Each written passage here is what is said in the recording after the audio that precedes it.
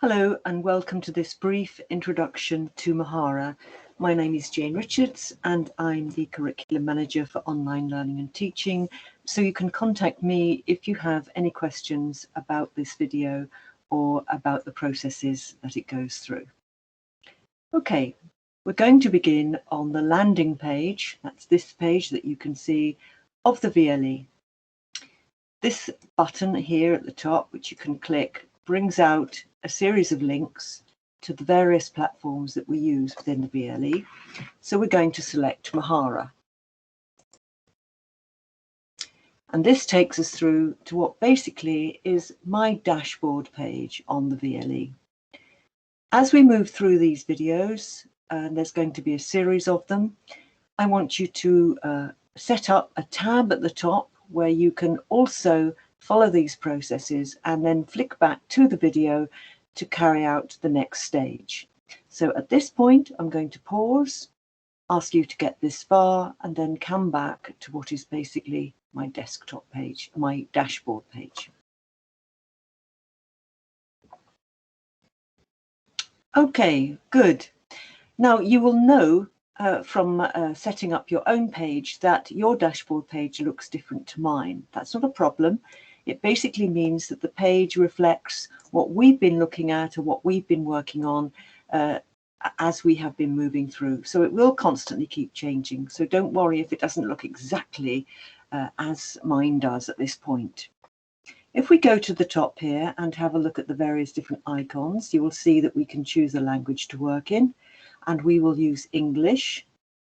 And we can go on next to the inbox or the little communication tool, which we don't tend to use very much at Rose Bruford, so it's probably best that you stick to email, Rose Bruford email, rather than use this for communication. The next is your profile page, and you can change your picture or add information about yourself if you wish to. And at the very end here, you have your main menu. If you click on that, it gives you 4 options. You can create, share, engage, or manage. And today we're going to create. The drop-down menu here gives me a range of things, but we need to look at pages and collections, which is the very first option. And you will see here that I've got 2 pages set up on my collections. Over time, as you work through Mahara and use it for a range of different projects on your courses of study, your little boxes here will multiply and you will have quite a number of them. I suggest that when you're making them, you label them very carefully so that they can stack up in some sort of order by the year and also by the program, and that they are easily found by other people. I will come to that in just a moment. So I'm just now going to point out that I've got 2 pages here, one a dashboard page, one my profile page. I'm going to add a third, which is here. I go to add, click on that, choose page, and up pops this pro forma, and it asks us to put the title of our page in it. Now, as I've said, in order to make the courses line up so that they can be easily found, we need to label them according to the modules we're studying. Imagine that your course is called LAC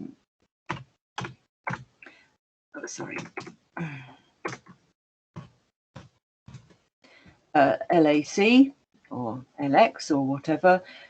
You can then add the module number afterwards, and this will then provide you with a direct link to whatever you've been working on with that particular unit. All you need to do at that point is save. And here we have a basic page. This is a good point for us to pause and for you to go through and complete the procedure that we've just done.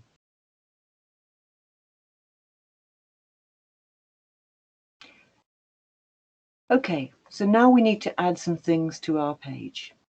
The first thing we can do is go to the right-hand side of the page where we'll see a series of icons. We'll come to what they all mean a little bit later. The one we're concerned with at the moment is the box at the top little green box with a plus in it, because that is where we create a placeholder. We literally drag the placeholder and let it go. Sorry, do it again. You might find you have the same problem as me. Just let it, drag it and let it go, and up will pop this configuring block. Now this is at the top of the block here. This is where you would put your title, and because this is going to be my first entry on the page, I'm going to write an introduction. And I need then to select the content type that I would like to use in order to present that introduction. I can do a text, I can do an image, I can do a file that I download, add a folder, or any other method that just happens to be amongst these content types. The important thing with Mahara is that it gives you an opportunity to be creative and to curate creatively in order to communicate the ideas that you have using the best possible means. So think carefully about the one that you choose. We're going to begin with text. I'm going to select text, and up pops a basic block content field, and I can either write directly into this or I can cut and paste, and that's what I'm going to do now. I'm going to cut and paste some text here into my box. I don't need that word there because I've already got it on the top, and all I need to do once I've added my text is to go down to the bottom and click on Save. And then we have our piece of text straight in to our page. If we want to change it at any point, we can amend it by going to the cog icon, which will allow us to edit and reconfigure it as we want. So please, can you add some text to your page?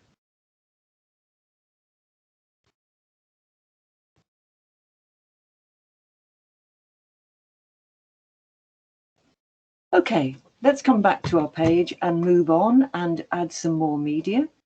Again, we drag a placeholder across, and this time we're going to add an image. So I choose the next one along, and here I click on that block, and up pops this option. There we go. It asks us either to upload a file or to select one that we've already uploaded. Now, as you've only just started, you won't have much to upload, much in your repository to upload, if anything. So I'm going to show you how to upload a file from your desktop or wherever you've kept it. You have to click on this little box here to say that the file is your own and it doesn't breach copyright legislation. And then you choose a file, and you choose it from whatever folder you want, and you give it a name.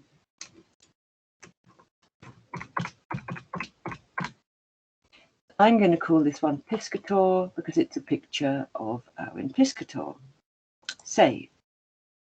So there we have our picture. Now could you go ahead and add a picture to your page?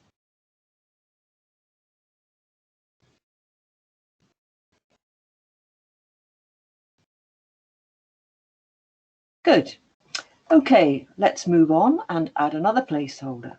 I'm going to drag another one across, and just following these content types across here, we'll choose files to download. Now, a file to download is quite simply that. It's a file of either a PDF or a Word file or any other kind of file that you upload to your repository in Mahara, and you can then select to put on your page. If you have lots of information that you want on the page, but you don't want it necessarily taking up too much space, a file is a good idea. So I'm going to choose a file here. Again, I'll upload one, which I want on my page, but I don't want to take up too much space. So upload, choose file, and here I'm going to choose a bibliography. Important information, but it doesn't need to be displayed on the main page. So I just label that bibliography and save. And there you can see it takes just a little tiny line on there. The good thing here is that if you had several files that you wanted to put under the bibliography tag, you could do so. So they could all stack up there. What I will do at a later stage is create a video to show you how other students from other courses have been assembling their portfolios to give you some ideas and inspiration, because there is really some terrific work going on. We're now going to add another placeholder before we go any further forward. So bear with me for a moment. Drag the placeholder across. And this time we're going to choose a PDF. We can upload a PDF as a file, but we can also upload it as an interactive document that sits on the page. PDF can be found just under Files to Download on the content types. So let's click on that. And I'm now going to choose a file, but this time I'm going to choose it from the files that I have, PDF files that I have in my repository. You can choose one from your desktop or wherever else, but because I happen to have one here, I'm going to use that. And I'm going to call this one Brochure and save. Okay. This is actually quite a good example of a document that you might find is a useful candidate for being uploaded as an interactive PDF.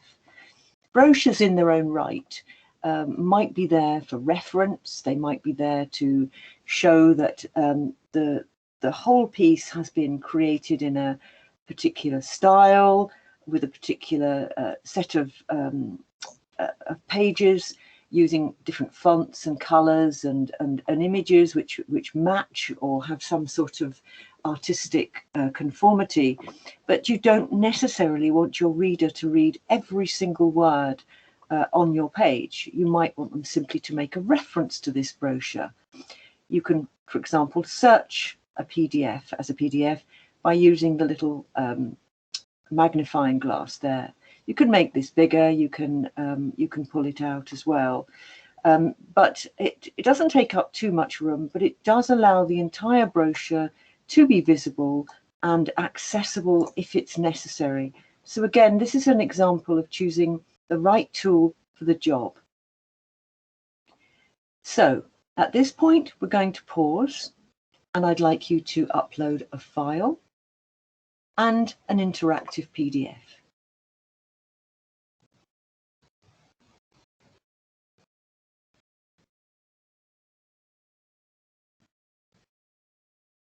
Terrific. Okay, we're going to come back and we're just going to have a look at two more types of media now. I'm going to drag another block down, and this time I'm going to add a video.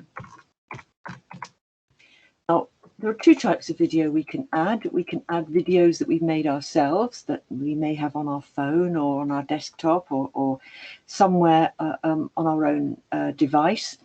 And we call this embedded media. So, oh, sorry, wrong thing here I've chosen.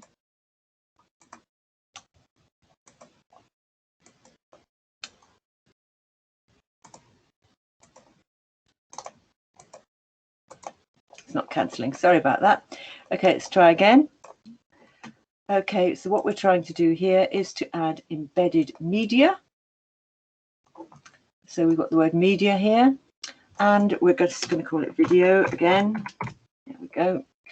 And we're going to have to find some from somewhere. So if we click on that, we can either upload some video from our desktop, or we can pick something we've got here. I shall pick that one. And up it pops on my page here. And all you simply need to do if you want to watch it is press play, and it comes to life. All very clever. Very simple. This is basic media that you might have made, and you need to think about the purpose of it. Here you've got someone talking directly to camera. That's a good idea if you've got a blog or you want to reflect on something or you want to talk directly about an experience. It can also be used creatively if, for example, you're making something and you want to show the process of that. Costume design, for example, use it very creatively to show how to undertake a particular skill, say making a collar or sewing up a buttonhole, those sorts of things, whereby the recording can be made in real time and then uploaded as a fast forward document so that the whole process can be watched in a matter of a few seconds to show the different stages without the reader of the page having to wade through, say, half an hour of activity. So that is a useful way of using embedded media, and it's a useful way of being creative with it too. However, we often want to use different sorts of media, so we might want to use things that we've gotten from, say, YouTube or Flickr or the internet or whatever. So what we're going to do now is drag another block down and add something from the internet. If I go here, I'll show you where it is. External media is at the bottom here, and it's the one that's got this sort of media icon, which I'm going to click on. What you have here is you have a box where you can put a URL or an embed code, which is where you have copied and pasted from the video that you want to share. You can choose one of these icons here to go directly to the various different places, or you can go to whatever favorite site that you want to. I could click on, for example, YouTube directly here, but unfortunately, if I do that when I'm in this recording, it will take me out of the recording. So in order to get some URL, I have to go outside. So I'm just going to pick up YouTube via Google. Here we go. Log into YouTube. Grab something from YouTube here. Good grammar and this is something called this is, I don't know what it is, music to put you in a better mood. So let's copy this URL up here. So all you do is highlight it, copy it, come back to your portfolio and paste it into the embed code box. And just before you save, I'm just going to call it music and save, and up pops that particular video, which again will play if I press play. Now, again, as I've said, you can pick these up directly through that particular link, or you can pick it up by going outside, adding another tab. What's great about this is in the space of about 10 minutes, we've actually added a visually appealing, a quite content-rich series of documents together on just one page.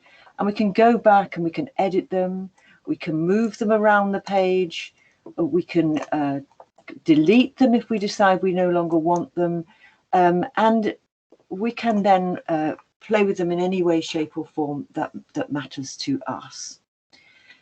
So that's a really important starting point. So before we go on any further, I want you to add the final stages of adding the media before we go on. So I'll pause.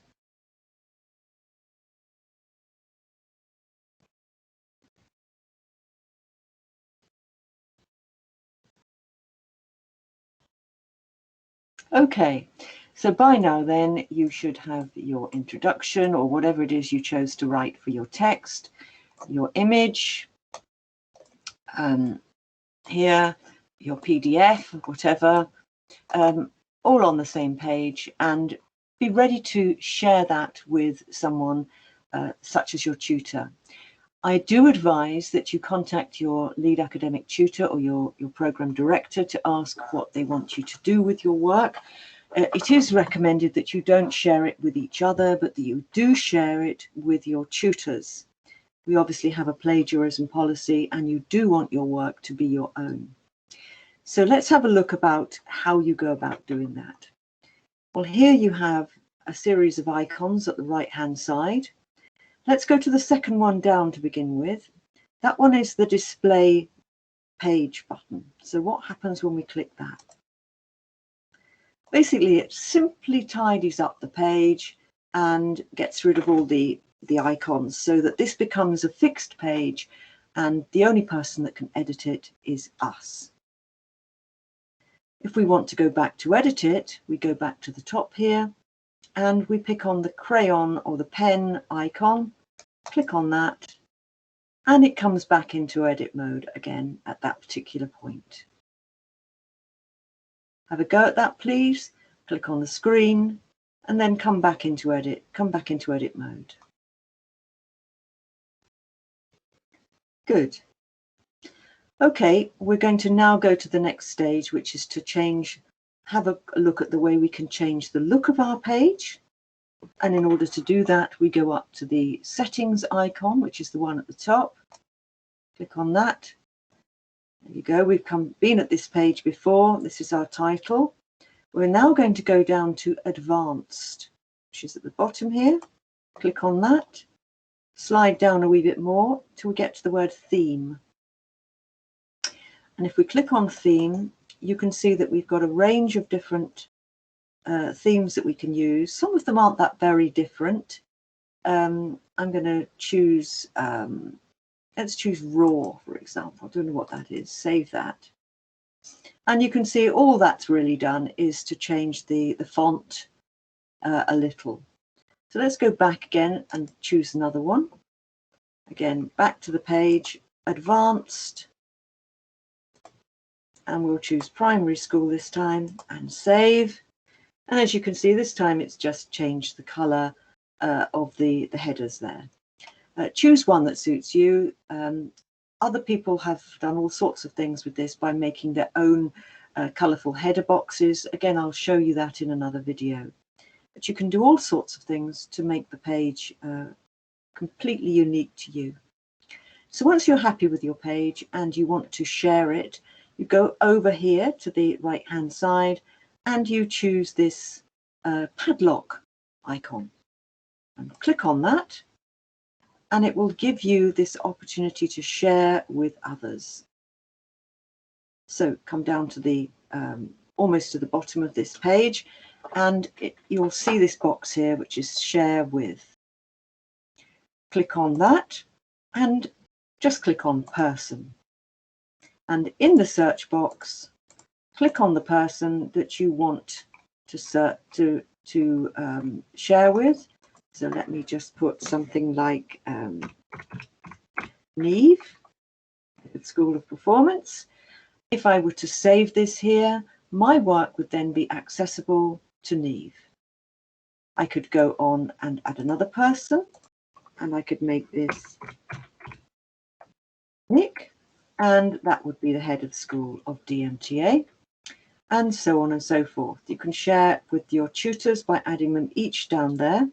You don't need to worry about the dates, unless of course you only want somebody to look at something for a limited amount of time. And then you would click on save, and this particular file would then be saved with those particular people. So I'm going to pause there while you go through that process.